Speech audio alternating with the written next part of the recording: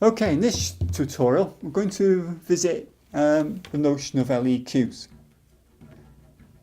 Okay, now that's the symbol for the LEQ.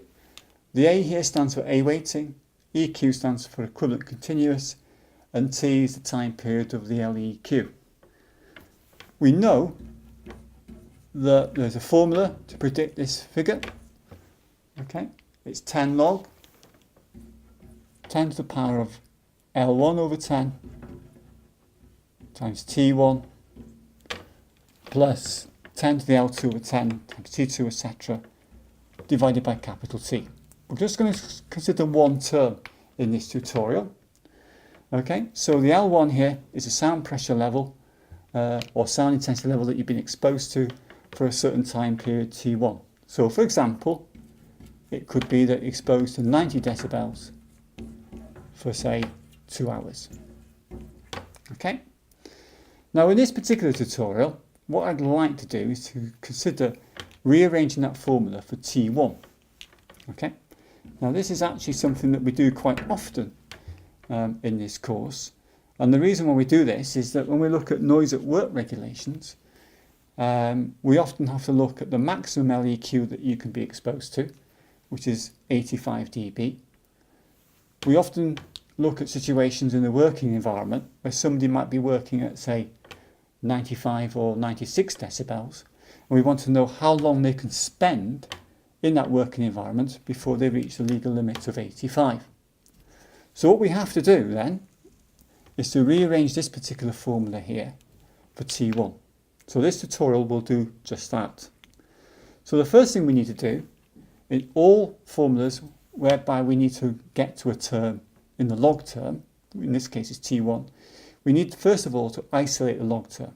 So at the moment we've got a 10 in front of it. So we have the LEQ here, we'll leave that as it is, we divide that by 10. So what we've done is simply move the 10 across. We've kept everything there in the brackets, we've not moved anything at all, just a 10. The other thing we need to do now is get rid of this log term. If you remember the rules of logs, one of the things that we use is something called anti-logs. Anti-log is simply a way of getting rid of the log term. Okay?